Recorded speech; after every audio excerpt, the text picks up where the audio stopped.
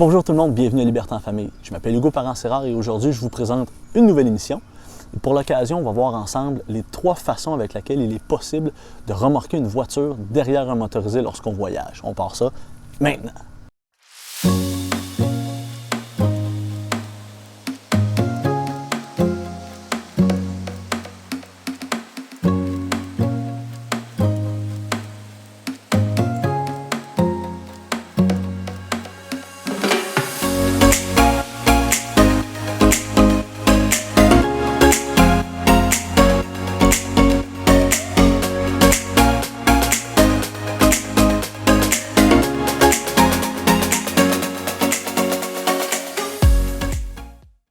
Bonjour tout le monde, bienvenue à Liberté en famille. Tel que mentionné précédemment dans l'émission d'aujourd'hui, on va voir ensemble les 3 façons avec lesquelles il est possible de remorquer une voiture derrière un motorisé lorsqu'on voyage. Évidemment, Liberté en famille, c'est tout ce qui est en lien avec le voyage en véhicule récréatif. Par contre, certaines émissions vont être un peu plus axées sur le motorisé.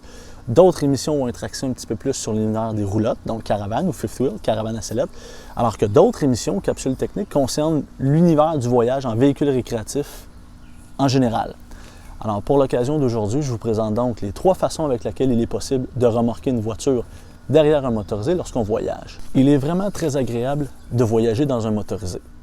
D'abord, dans notre classe A de 35 pieds, par exemple, on peut voyager jusqu'à 8 personnes parce qu'il y a 8 ceintures de sécurité, il y a 8 endroits où coucher, on a un beau grand pare-brise pour le grand plaisir des passagers. Mais une fois installé, donc une fois les pattes auto-nivelantes installées pour mettre le motorisé de niveau, une fois les extensions sorties, le raccordement électrique fait, le branchement de l'eau, des égouts, l'auvent sorti, c'est beaucoup plus difficile et pas mal moins intéressant de tout refermer lorsque vient le temps d'aller visiter ou aller chercher une pinte de lait au dépanneur, par exemple. De là, l'intérêt de traîner une petite voiture qui augmente de beaucoup notre mobilité et notre flexibilité lorsqu'on a envie de découvrir certains endroits, lorsqu'on a envie de visiter ou simplement parce qu'on a des petites courses à faire. Il existe 3 façons avec lesquelles on peut remorquer une voiture derrière un motorisé. Dans l'émission d'aujourd'hui, je vais vous présenter ces 3 façons-là. Je vais vous montrer des photos pour que vous puissiez visualiser facilement quelles sont ces différentes options-là qui s'offrent à vous. Et je vais vous présenter les principaux pour et contre de chaque option. Évidemment, si certains d'entre vous avaient des questions un peu plus pointues, un peu plus précises sur certaines options en particulier, je vous invite à communiquer avec moi au libertéenfamille@gmail.com, libertéenfamille@gmail.com ou poser des questions soit sur la page Facebook, soit sur la chaîne YouTube, dépendamment d'où vous verrez la vidéo d'aujourd'hui. Alors, on part ça maintenant. Alors, la première option qui vous permet de remorquer une voiture derrière un motorisé, et en fait, c'est 2 options que je regroupe dans la même catégorie, c'est celle où vous pouvez embarquer une voiture VUS, ou peu importe le type de véhicule, sur une remorque plateforme ou dans une remorque cargo. Je mets ça dans la même catégorie parce que c'est normalement une remorque de grande envergure, donc un peu plus grosse, qui vous permet d'embarquer un véhicule complètement sur la remorque ou dans la remorque. Évidemment, une remorque plateforme, c'est une remorque sur laquelle vous embarquez une voiture, mais la remorque est ouverte. Et une remorque cargo, vous embarquez la voiture dans la remorque, mais elle est entièrement couverte, entièrement protégée. Je vais vous présenter une photo de chacun de ces des modèles dont je parle à l'instant.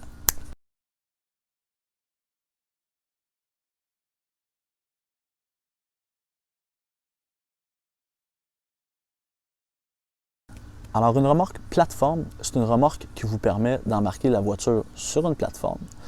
Évidemment, la voiture n'est pas protégée ni du vol, ni du vandalisme, ni des intempéries, mais il faut savoir qu'en embarquant une voiture sur ce type de remorque-là, vous pouvez remorquer 100% des véhicules qui sont vendus en Amérique du Nord, puisqu'aucune roue ni aucune essieu du véhicule va toucher le sol. Alors que vous ayez une traction avant, propulsion arrière, all-wheel drive ou 4 roues motrices, ça n'a aucune importance, puisqu'aucune des roues du véhicule ne touchera le sol. Comme il n'y a aucune roue qui touche le sol, il n'y a aucun élément de la direction, ni même les pneus, qui vont être usés ou utilisés lorsque vous allez voyager. Maintenant, pour une remorque cargo, c'est sensiblement la même chose. Donc, vous embarquez la voiture dans la remorque cargo, aucune roue ni aucun essieu touche le sol, donc il n'y a aucune usure au niveau des éléments de la direction ni des pneus du véhicule que vous remorquez. Ce n'est que la remorque qui touche le sol. Alors, ça vous permet de remorquer 100% des véhicules qui sont vendus en Amérique du Nord, encore là, que ce soit traction avant, propulsion arrière, all-wheel drive ou 4 roues motrices. Dans une remorque cargo, le véhicule est entièrement protégé du vol, des intempéries des petites roches et vous pouvez même mettre des items additionnels parce que vous allez bénéficier de beaucoup de rangement. Alors, une remorque cargo et une remorque de type plateforme représentent donc plusieurs avantages, notamment par le fait que vous pouvez remorquer toutes les voitures qui vous plaît, parce que les voitures vont être un peu mieux protégées. Et évidemment, aucun élément de la voiture va être sollicité ou utilisé lors du remorquage.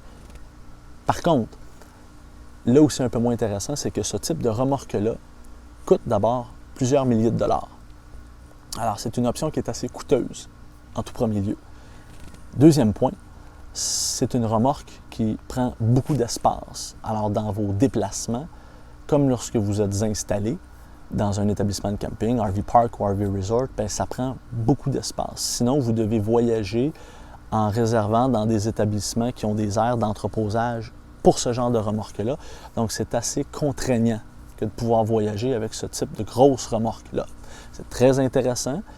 Il y a donc de grands avantages, mais de grands inconvénients aussi. L'espace que prend cette remorque-là, l'entretien, certaines de ces remorques-là peuvent prendre jusqu'à 4 pneus, système de suspension, etc. Donc, ça nécessite quand même de l'entretien. Comme n'importe quelle remorque, c'est plaqué une fois, c'est plaqué à vie, mais il faut encore l'entreposer, donc il faut l'entretenir, il faut l'assurer. Et ce qui fait une grosse différence, c'est le poids. Si, par exemple, vous avez un motorisé qui peut remorquer jusqu'à 5000 livres et que vous avez une remorque comme ça qui en pèse 1500 ou 2000 livres, peu importe, bien, vous êtes amputé de beaucoup sur la capacité de remorquage parce que votre remorque pèse énormément. Donc, ces remorques-là sont lourdes. Pour quelqu'un qui a une grosse machine diesel, un gros pusher diesel, par exemple, qui peut tirer 10 ou 20 000 livres, c'est pas très grave. Mais si vous avez un motorisé un peu plus petit, sachez que ce type de remorque-là est très lourde. Donc, les avantages sont les suivants. Vous pouvez remorquer 100% des voitures qui sont en vente en Amérique du Nord. Aucun élément de la voiture remorquée va être utilisé puisque les voitures sont entièrement embarquées sur la plateforme. C'est la façon avec laquelle vous pouvez protéger votre voiture des intempéries, du vol et du vandalisme, surtout si c'est une remorque cargo. Et dans le cas de la remorque cargo, bien, vous pouvez également transporter du matériel additionnel puisque la remorque est fermée.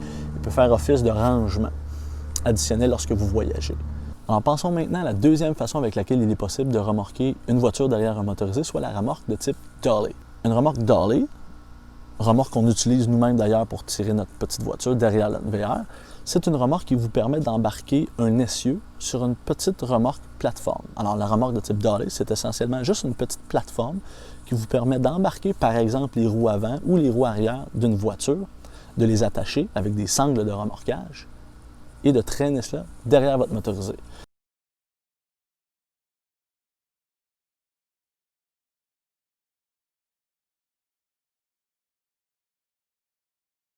Les avantages, c'est que ça vous permet d'embarquer énormément de modèles de voitures. Je pense entre autres à toutes les tractions avant. Tous les véhicules qui sont traction avant peuvent être remorqués sur une remorque de type dolly, que ce soit automatique ou manuel.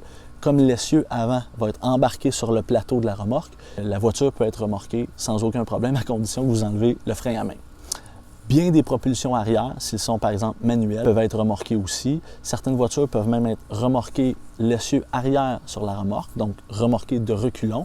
Dans tous les cas, je vous invite à consulter le manuel du propriétaire du véhicule pour voir les façons avec lesquelles il peut être remorqué. Et l'avantage d'une remorque de type dolly, c'est que ça vous permet de remorquer quand même un grand choix de voitures, dont toutes les voitures qui sont traction avant. Un autre avantage d'une remorque de type dolly, c'est que vous pouvez également acquérir ce type de remorque-là à peu de frais. Pour une remorque neuve, on peut calculer entre 1500 et 2500 $, dépendamment de la marque, du modèle, pour une remorque soit avec ou sans frein, frein électrique ou frein hydraulique.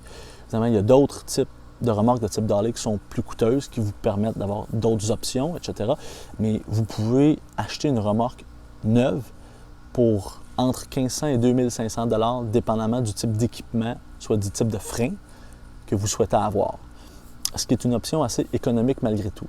L'avantage d'une remorque, par exemple, de type dolly, c'est que peu importe la voiture que vous remorquez, vous gardez votre remorque. Donc, même si vous changez de voiture aux 2 ou aux 3 ans, bien, votre remorque, elle est bonne longtemps. Donc, vous n'avez pas besoin de rien modifier sur la voiture, comme la troisième et dernière option que je vais vous présenter tantôt. Une remorque de type dolly, c'est une remorque qui est extrêmement légère. La nôtre pèse environ 450 livres, donc ça se déplace à bras. Et comme c'est tout petit, je peux d'ailleurs la ranger presque en totalité sous le motorisé une fois qu'on est installé, soit pour le remisage ou dans un camping. Donc, c'est une remorque qui est beaucoup plus petite, qui prend beaucoup moins d'espace. Il y a donc plusieurs avantages. Par contre, inconvénient, c'est quand même une remorque de plus. Donc, c'est les plaques, les assurances, l'entretien, évidemment. Il y a des pneus, le graissage, etc. Et c'est une remorque de plus à traîner, malgré tout. Un autre inconvénient de la remorque de type Dalley, c'est que vous devez attacher une voiture avec des sangles de remorquage. Ça se fait bien, j'ai jamais eu de problème avec ça, mais ça peut prendre quand même entre 10 et 15 minutes le temps d'embarquer la voiture, de s'assurer qu'elle est bien en place, au bon endroit dans le plateau, et de l'attacher avec les sangles. Les sangles doivent être vérifiées à l'occasion, et c'est pas la fin du monde, mais ça peut salir les mains un peu parce que vous ne voulez pas vous manipuler des sangles qui frottent avec les pneus d'une voiture. Donc c'est un peu plus long, et ça peut être un peu plus salissant. Et dans le cas de notre remorque, par exemple, il y a un plateau pivotant. Ce qui fait qu'une fois que la voiture est attachée sur la remorque, la direction ne travaille pas parce qu'il y a un plateau qui va pivoter à même la remorque, donc va protéger le système de direction. Alors qu'une voiture qui est remorquée les 4 roues au sol, bien, vous allez user les 4 roues, vous allez travailler une bonne partie de la suspension et la direction va travailler également, ce qui n'est pas le cas avec une remorque de type Dalley, à condition qu'elle ait un plateau pivotant.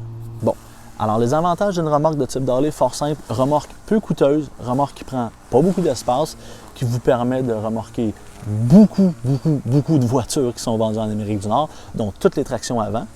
Par contre, les inconvénients, c'est que c'est malgré tout une remorque de plus à plaquer, à assurer, à entretenir, mais surtout à entreposer une fois que vous êtes soit en remisage, soit lors de vos voyages dans un établissement de camping. Alors, cette remorque-là, bien, il faut la placer quelque part. Autre chose aussi, c'est que comme la voiture sur la remorque s'installe avec des sangles de remorquage, il est possible que ça prenne entre 10 et 15 minutes et puis ça peut vous salir les mains un peu. C'est pas la fin du monde. Je veux juste au moins que vous soyez avisés des différents inconvénients. Alors, la troisième et dernière façon avec laquelle il est possible de remorquer une voiture derrière un motorisé, c'est ce que l'on appelle le type UU. Alors, vous devez acheter une voiture qui peut être remorquée les 4 roues au sol et vous l'équipez de ce qu'on appelle un base plate et un tow bar. Donc, le base plate, c'est essentiellement l'équivalent d'un hitch, donc un morceau d'équipement qu'on vient attacher au châssis de la voiture, mais à l'avant.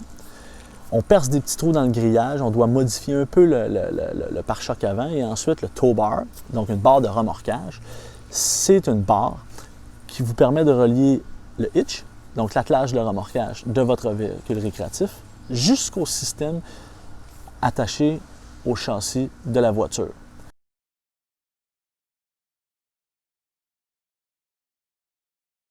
Ce système-là est très intéressant parce qu'en fait, vous êtes libre de toute remorque. Vous n'avez pas besoin d'acheter, d'assurer, de plaquer, d'entretenir une remorque. Vous n'êtes pas pris avec une remorque lorsque vous remorquez votre véhicule. Par contre, il y a de moins en moins de véhicules disponibles pour remorquer les 4 roues au sol. Alors, gros avantage, c'est que vous n'êtes pas pris avec une remorque. La voiture s'attache rapidement et facilement après le motorisé avec ce système-là. Mais bon, les inconvénients, c'est qu'il n'y a pas autant de véhicules qui se remorquent les 4 roues par terre que de véhicules qui se remorquent sur un Dalley ou dans une remorque cargo ou une remorque plateforme. Ça, c'est le premier des inconvénients. Le deuxième, c'est que ça nécessite de modifier le pare-choc avant de la voiture. Évidemment, il faut installer le système d'attelage sur le châssis à l'avant de la voiture. Il faut percer des trous dans la grille ou dans le pare-choc pour pouvoir passer ce que l'on appelle les pins de remorquage, les tiges de remorquage sur lesquelles la barre de remorquage va être attachée au motorisé. Donc, si par exemple vous prévoyez de changer de véhicule souvent, vous louez, bien, sachez que ce système-là nécessite de petites modifications sur la voiture. Et évidemment, l'attelage qu'on installe sur le châssis à l'avant est propre à chaque voiture. Donc, si vous changez de voiture aux 2-3 ans ou que vous louez, en plus de faire des petits trous et de modifier un peu la carrosserie à l'avant, bien, vous devez savoir que le système ne se transfère pas d'une voiture à une autre. Donc, vous devez changer de système d'attelage sur le châssis à chaque véhicule que vous allez acheter. Par contre, la barre de remorquage, elle, reste la même. Il faut savoir que ce n'est pas possible de reculer avec une voiture installée de type UU derrière votre motorisé. Donc, lors de vos manœuvres, sachez que si jamais il arrive quoi que ce soit, vous devez détacher la voiture pour pouvoir reculer votre motorisé avant de repartir et de prendre la route. Donc, il y a quand même quelques avantages à remorquer une voiture de type UU. Entre autres, vous n'avez juste pas besoin d'acquérir, d'entretenir une remorque, tant au niveau des coûts qu'au niveau de vos transports. Parce qu'avoir une remorque nécessite de l'entreposer lorsque vous êtes en train de camper ou lorsque vous êtes à la maison. Cette remorque-là, il faut la mettre quelque part. Alors qu'un UU ne nécessite aucune remorque, ce qui est très intéressant. Par contre, il faut modifier la calandre ou la grille avant du véhicule. Le système d'attelage que vous installez sur le châssis du véhicule ne se transfère pas d'un modèle ou d'une marque à l'autre. C'est propre à la marque, modèle et année d'un véhicule. Et il y a moins de véhicules qui se remorquent de cette façon-là. C'est important d'ailleurs de consulter le manuel du propriétaire pour être sûr que cette voiture-là peut être remorquée les 4 roues au sol sans endommager le système de transmission, entre autres. Voici donc la présentation des 3 façons avec lesquelles il est possible de remorquer une voiture derrière motorisée, soit remorque cargo, remorque plateforme, remorque de type dolly ou les 4 roues au sol. Donc, on remorque une voiture de façon UU, qu'on appelle dans le jargon. Alors, chacune des options ont des avantages et des inconvénients. C'est important de connaître d'abord votre budget, de savoir quelle voiture vous avez envie. Je dis voiture, mais ça peut être voiture, véhicule utilitaire sport, camionnette, donc pick-up ou quoi que ce soit, mais c'est important de savoir quel véhicule vous avez envie de remorquer avant de faire l'acquisition d'un système et votre fréquence de changement de véhicule. Je parlais tantôt d'un UU. Si vous changez de voiture aux 2 ans et que vous la louez, c'est peut-être pas l'idéal parce que vous allez devoir modifier la carrosserie et à chaque fois, vous allez devoir changer de système. Par contre, si vous prévoyez garder votre voiture extrêmement longtemps et qu'un modèle que vous aimez permet d'être tiré les 4 roues au sol, c'est la façon la plus intéressante de remorquer une voiture parce que vous n'avez pas besoin d'acheter et d'entretenir une remorque. Vous n'êtes pas pris avec une remorque à chaque fois que vous campez. Donc, dans tous vos déplacements, vous n'avez pas besoin de gérer une remorque en plus. Vous avez juste votre VR, donc votre motorisé et votre voiture. J'espère que vous avez apprécié l'émission d'aujourd'hui. Donc, si vous avez des questions, commentaires, suggestions, n'hésitez pas à m'écrire au libertinfamille@gmail.com, libertinfamille@gmail.com. Sinon, vous pouvez commenter également sur YouTube ou Facebook, dépendamment de la plateforme que vous aurez utilisée pour visionner la vidéo d'aujourd'hui. Donc, si vous avez certains points à ajouter ou certains commentaires, n'hésitez surtout pas. Alors, merci et à la prochaine.